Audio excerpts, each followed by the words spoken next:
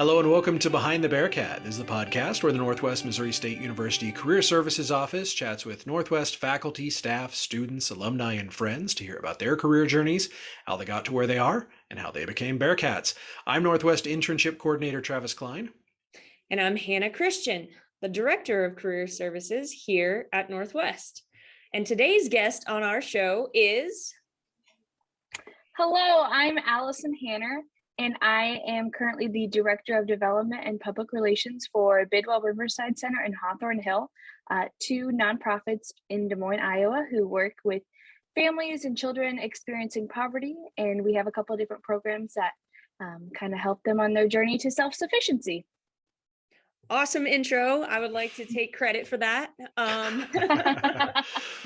Now we can reveal, Alison, truly, how did we get you on this podcast? Well, Alison and I go back a long ways, but before she became the Director of Development, she was the GA here in Career Services. So that's our little behind the scenes secret. Actually, before she became the GA of Career Services, I would like to take credit for this too. I hired Alison in the library as my social media assistant. So welcome, Alison. We're super happy to have you on the podcast, and we cannot wait to chat and catch up and hear about what's going on with you. So you kind of gave us a little bit of an overview. Can you tell us, what does a Director of Development and Public Relations do? So what are you doing on a daily basis?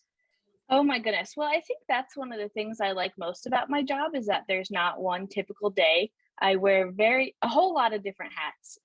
So I handle all of the fundraising, public relations, grant writing, event planning, some of the day-to-day operations around the office. So there's just a whole lot of different things happening. And I think that's one of the great things about working at a smaller nonprofit is you get a lot of different types of experience and types of responsibility.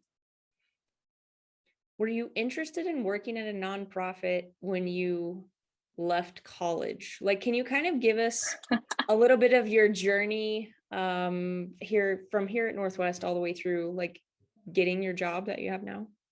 Oh, yes. Okay. So I started out as just a public relations major. And then about halfway through my junior year, I realized I was going to graduate early and I didn't really want to do that. So I added the organizational communication major and stuck with that all the way through. And then kind of decided that I wasn't really ready to be done with college. So I decided to stick around and I got my master's in business administration and marketing. And throughout those 5 years, I counted them all up before I went on this podcast. I had 9 different internships or part-time jobs, kind of all dealing with different aspects of public relations and event planning and just different types of businesses. And so I knew I wanted to end up at a place where I felt like I was doing the good work and making a difference. So I don't know if I would necessarily say nonprofit right away, but I'm so happy that this is where I ended up. I love my job a lot. And so it's very exciting to be able to go into work and be excited about what you're going to do and who you're going to help. 9 internships. That's impressive. So internships and jobs. So kind of walk us through some of those. What were some of the things that you did as a student? Okay. Well, I was very involved on campus. So I was involved in 8 different organizations and had a leadership position in 6. So I think that was really key to my success. Learning those kind of soft skills and those leadership skills that you can't really learn in a classroom. That was really important. But then also my first internship was in between my sophomore and my junior year. And that was with a Chamber of Commerce up in Iowa. And that was great. They really kind of just said, here's this problem, here's what you can do to solve it. And they let me run with it. So that was amazing to kind of have that responsibility at, what was I, 19? And I also worked with a local library there too on one of their events. And so going into my junior year then, that's when Hannah had posted the social media assistant position for the library. So I think I walked in on the second day of school and introduced myself and shook her hand. And I was like, I would like this job. And then she brought me in for an interview, and the rest is kind of history.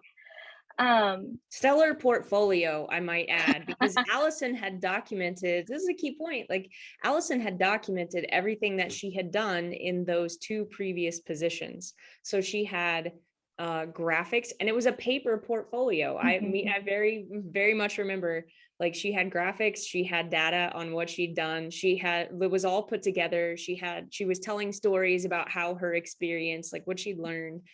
So very impressive as far as putting together something that was marketing yourself, really, right? Yes. And that social media portfolio, I've never had to make for another job before, but I always include it on all of my application materials, and it's on my LinkedIn. And I've had almost every internship or job interview that was specifically for social media make a comment about how much they appreciated that and how much they got from that. So thanks for having me do that.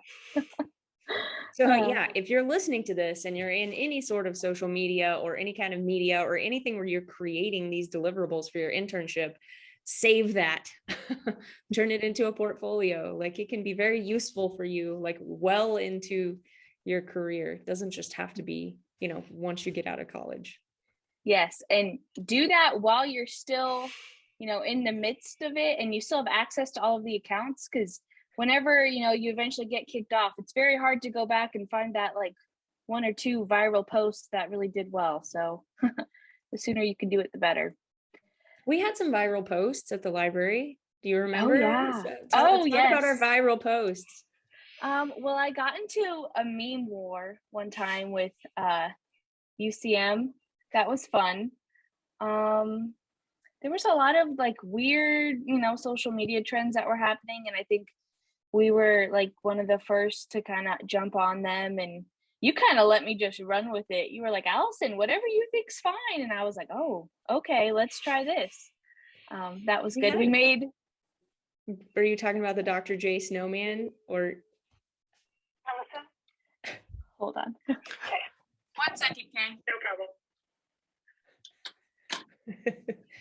Behind the scenes, the blooper Did not cut. put myself on hold. Yes, so the Dr. J Snowman, but then also the music video, I still get that song stuck in my head occasionally, and I want to like okay, Travis, I'm sure that's on YouTube somewhere, right? We got a link to that. Okay, note to self, Travis linking that up in the top, because that music video was fire. That was fire. It was quality content. I will try and find it and link to it then, yes. Yes. So tell me, what were some of the key, we were going forward. So social media assistant in the library. I kind of interrupted you. Go ahead. No, you're fine.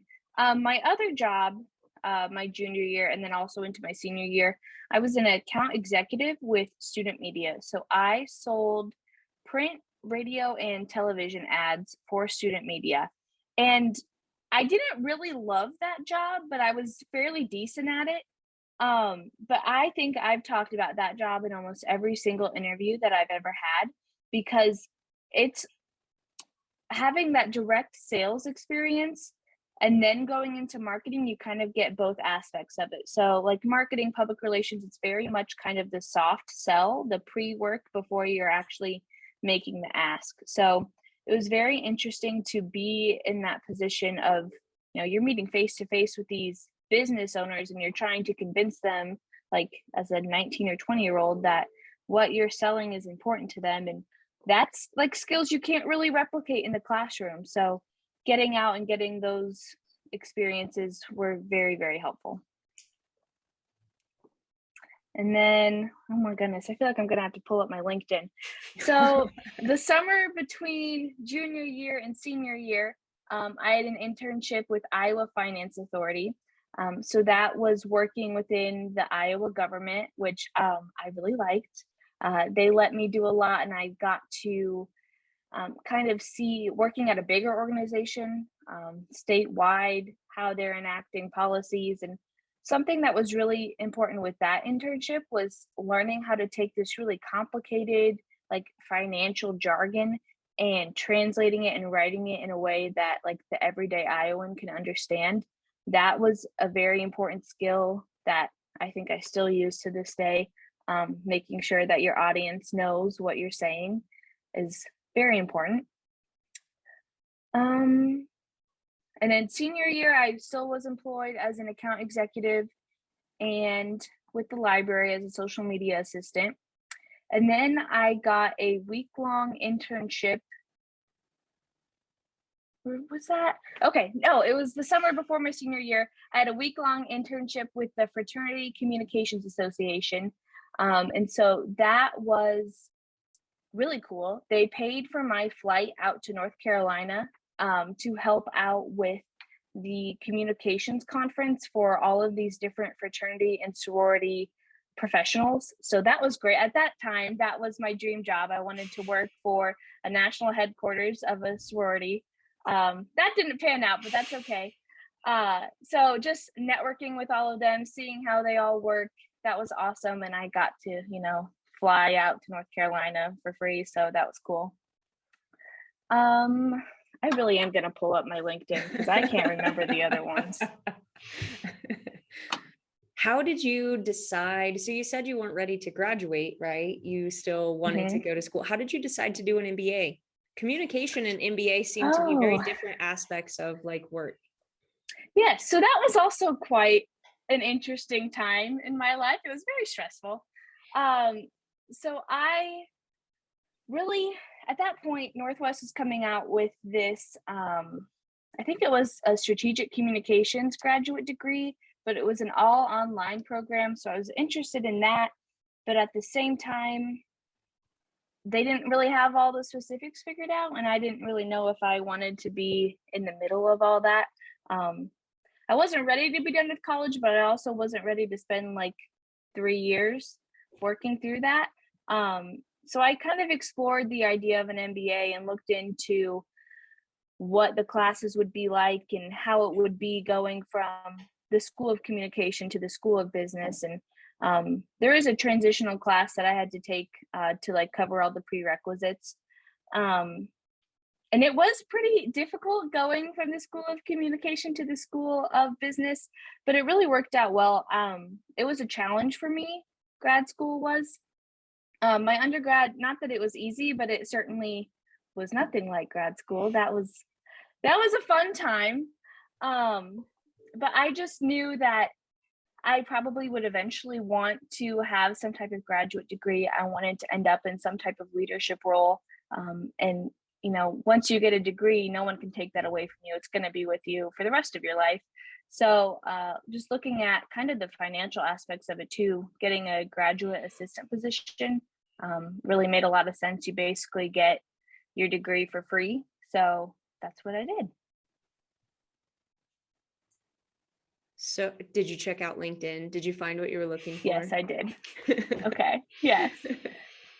Okay. So also in the spring semester of my senior year, after I had added the organizational communication major, I needed a second internship for that one. So I worked in the Greek life office as a Greek life communication intern. There was just updating the website, kind of coordinating Greek gala stuff. At that time, that's when I wanted to work in higher education or in a fraternity or sororities national headquarters. So it was a good experience for me then. Now it's not as applicable, but still worth it in my opinion. And then grad school. How'd you get to career services? So you said a graduate assistantship was a great opportunity, but how did you find that? And how did you go about did you walk in and shake hands and be like, "Hi, I'm Alison Painter. Here's my great portfolio," right? Yes. Well, before you get, excited about applying for graduate assistant positions, you first need to be accepted into graduate school. Important step. So I think I took the GRE Thanksgiving break of my senior year, and that test was very difficult. It is not, I'm usually pretty good at standardized tests, but it is just brutal. But took that, got accepted, I think in January. So I knew I was good to go. But then the interviews for graduate assistant positions don't happen till late March, maybe early April, mid-April. So that was a lot of sitting around and waiting and hoping like, okay, I'm going to sign a lease. I'm going to, make plans to be here for grad school, but I'm not going to do this if I have to pay the full price. So I applied to, I think, almost every single graduate assistant position, and a lot of them are just like higher level administrative work. But what made me excited about career services was the fact that I would get to work with events and I would have some control over marketing and social media and stuff. So that really fell into what I wanted to do. And working in an office where you get to learn how to help people make their resumes and cover letters, like that kind of seems like a no-brainer that you would want to be an expert at that because you're going to be doing that in a year or so whenever you're done with school. So that was really helpful for me, and I still enjoy helping people with their resumes. I think I'm the go-to resume gal for all my friends, so it's still something I like to do. It's also very rewarding. I feel like we talk about all the time.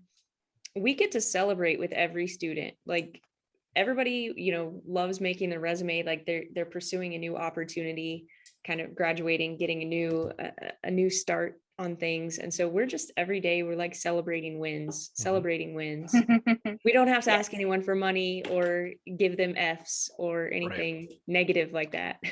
Well, Yes, not only do you're we all get the fun. and not only do we get to celebrate, we get to teach them how to celebrate themselves in the future, how to advocate for themselves, how to talk about their experience. That's a skill that you don't learn through life, but it's really important that you have to be able to say, I can do this. This experience taught me how to do that. Just in your answer to that question, you're telling us, all the things you learned that helped you get to where you are. And that's such an important skill that there's no class for that in college. And maybe we need to fix that in the future. But, I think that that's Travis, a really you can be the valuable teacher. thing. No, I don't have the master's. So. So how did you get to your current position? Yes. So it was maybe a little bit unconventional. So I finished grad school in June, and at that point in grad school, I was also had a part-time job waitressing and bartending. And so I stayed in Maryville. I subleased my current room and I stayed until August. And I just kind of enjoyed not, being in class and not working my butt off all the time. And that's when I was applying for jobs, and I would take a couple days off and go up to Des Moines and interview like at 3 or 4 places and then come back down to Maryville and work. And it worked out really well because I had the time to put together these really nice applications that were well thought out. I wasn't trying to scramble to do it all at the end. That gets so stressful when you have finals and you're approaching this major milestone in your life of graduating college and leaving all your friends behind. And it was awesome to be able to kind of like draw that process out. I may have drawn it out a little bit too far. I ended up having to move in with my parents for a month, and that was quite an experience. But that was really great for me. So I was pretty picky when I was interviewing. I knew what I was bringing to the table, and I had worked really hard to not be a typical entry-level candidate. And so there was a lot of interviews, which is great experience. I don't think you can ever interview too much, and just learning how to talk about yourself and how to interact with other people. All great experiences. So I wasn't looking specifically for nonprofit jobs, but I don't even remember where I saw this job at. I think probably Indeed. And at first I was a little scared because it's director of development and public relations. Like that doesn't sound like a typical entry-level job, but they were asking for 3 to 5 years of experience. And with all my internships and different things, I had 3 years of experience, so I qualified. And they brought me into interview, and it went really well. And I really liked my boss, and there was a couple board members in on the interview too. And I really liked talking with them, and things kind of clicked. And I wasn't as excited at first, but after about that first month, I was like, oh, this is something I want to do. I enjoy doing, and yeah, I love it. So did you tell us about, I guess my thought is you talk about things clicking. right? So did they not click in your other interviews? I know you said you were picky, but what were some of the things maybe that you helped you determine that this was the right position versus another position? Yes. So a couple other interviews, it was kind of the culture I wasn't quite sure about. There was one in like really small town Iowa, and they took me on a tour of this manufacturing plant, and I was like, I just don't think that this is where I want to end up. This is just not going to go well for me. So that one was kind of an immediate no. I had another one where they talked about how they, like, for the first couple hours of every day, they just don't talk to their coworkers. They just sit and do data entry. And that was not my cup of tea at all. I'm like, I want to be able to talk to people. I want to be able to, be myself. And data entry is just never fun, no matter where you're at. And I think that one was also a temporary position that could maybe turn into a full-time position. So I didn't even really want to mess with that. And then another one, I was super excited about them. They were a company that I had been watching a long time. I had applied for internships there for both summers. And then the hiring manager had remembered me from one of those interviews. And I was really excited, but then kind of the way they handled the job offer kind of spoke volumes about the type of company they were and how they treat their employees. So I think I definitely dodged a bullet there. But that was kind of rough to go from being so excited about this specific company to kind of thinking, oh, they're not what I thought they were. And so it all worked out really well with Bidwell and Hawthorne Hill here. I think so. Kind of maybe not what I was trying to get to, but I always tell people, and I feel like you're one of the greatest examples of this. When you're in an interview, you are interviewing them as much as they are interviewing you. So you have just as much leverage. Ultimately, if they make you an offer, you're the one who holds all the cards, right? So it's your chance to ask questions, to find out about the culture, to find out about those things that, you thought you knew about this company, but maybe you really didn't know about them. So, when we've had our share of candidates and we ask them at the end, do you have any questions for us? And often people don't have questions, or, they'll ask a couple of questions. This is the chance for you to ask 25 questions, really dig down into the meat and the heart of what's going on here. And so never take that for granted, because, having those interviews and asking those questions is a huge part of the job search process, I think. And I think you were really smart too, to not be in a hurry. Cause I think we see a lot of students who that graduation date's approaching, and that they got to hit that line, or else we got to move in with mom and dad. So I got to get a job. And then the interview becomes, I got to get 7 out of 10 questions right, or I won't pass and they won't hire me. You didn't do that to yourself. You gave yourself time.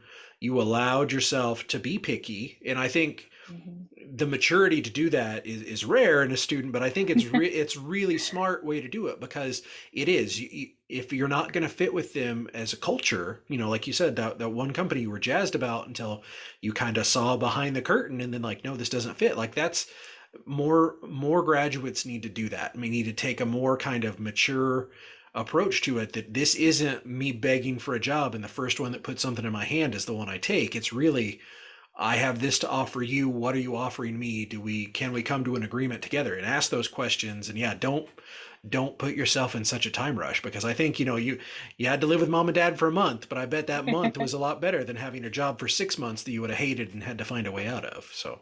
And then had to go live with mom and dad for a year. Yeah. Yes. And they are great. Yeah. Yes.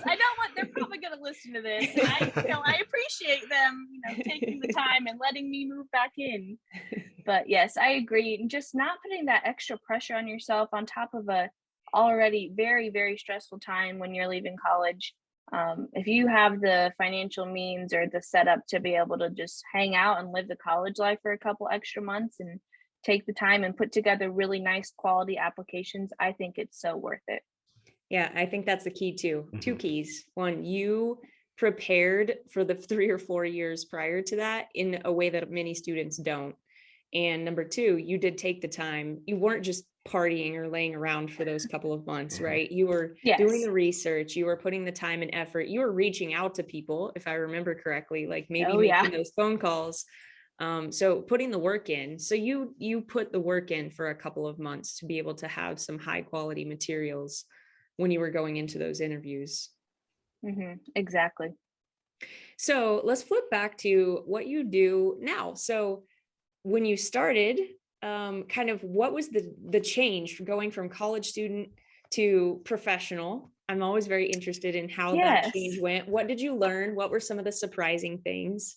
Did you make any big mistakes? I'm always a big fan of that question. Okay, there's just a lot to answer there. So I think when I was working in grad school, first I was in school full time. I was working 20 hours a week at career services. And then I was also working like 20, sometimes 30 hours a week, waitressing or bartending. And so going from that to working like only 40 hours a week, it was like a breath of fresh air. Like it wasn't, like super easy, but like it wasn't as hard as everyone makes it out to be. But maybe I also kind of set myself up for success there. Um,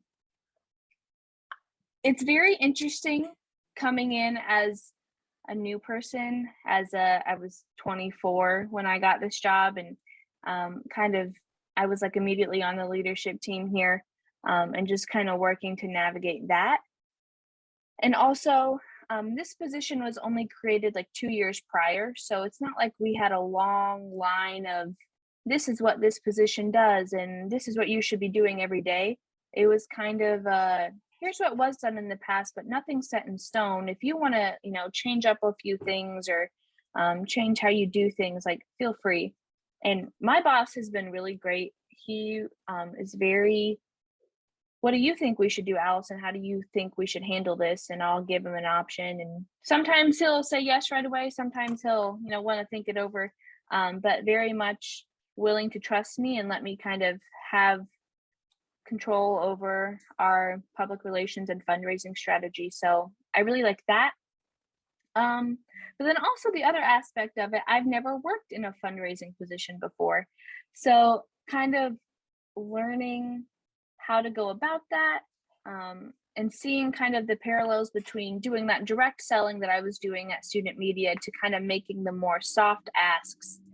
Because when you're selling something, you have a product you can directly give the customer. They know what they're getting. But when you're trying to get someone to donate to your organization, there's no direct product. So you got to figure out what they want to hear. Do they want to hear the numbers about how great we're doing year to year? Do they want to hear a personal story from a client? Do they want to see a cute kid that we helped? Like there's so many different things, and just kind of navigating that and trying new things has been very interesting.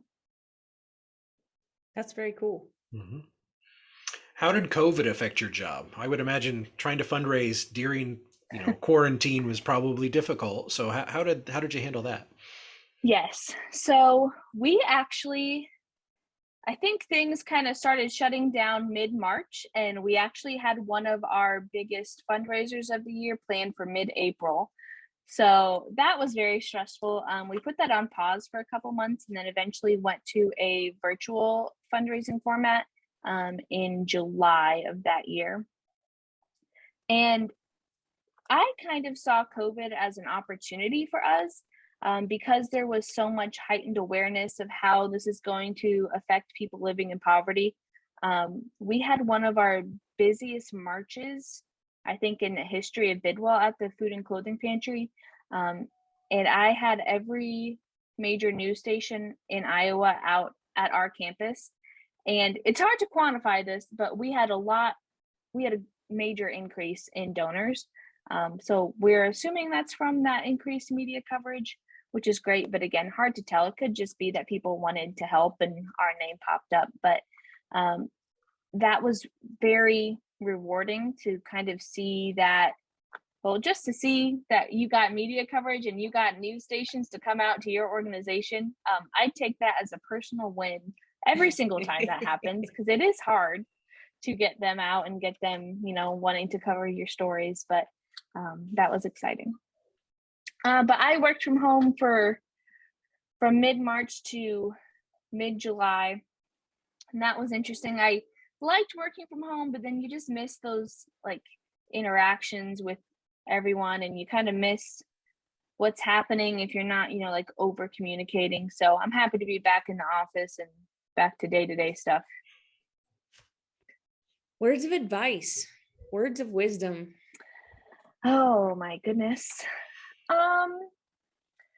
I think my biggest piece of advice is getting involved on campus. I think that's where I learned a lot of my skills, not all of them, but being in leadership positions, learning how to work with a variety of different people and how all those different personalities interact with each other. That's something intangible that you just can't teach in a classroom. But kind of on that same note, have more than one internship. I think too many people kind of get bogged down with not every degree requires an internship, but I think, people just kind of see it as a box to check off rather than as an opportunity. Almost every single person applying for the jobs that you are also has a college degree. A college degree is not enough to be able to stand out to these recruiters and these employers. I really think having as many different experiences and internships and leadership positions that you can is just going to set you above the competition, because really that's what it is. It's a competition about, who's going to get this job, who has a better resume, who's standing out more. So just kind of figuring out, what's your edge above the competition? Is it that you have a great GPA? Are you involved in a bunch of different organizations? Are you leading a large organization? There's all sorts of different kind of avenues you can take. And that's what you talk about in your interviews. That's what makes you memorable to employers. All right. Very solid advice. Yep. Cool. Thank you so much, Alison. Cool. Thanks for having me, guys. This is fun. All right. Well, that will do it for another episode of Behind the Bearcat, and we'll talk to you next time. Hey guys, we hope you enjoyed that episode. Don't forget that you can find the audio version of the podcast on your podcast platform of choice. New episodes come out every Friday, and you can connect with us on social media on both Twitter and Instagram. Thank you for joining us for Behind the Bearcat, and we'll talk to you next time.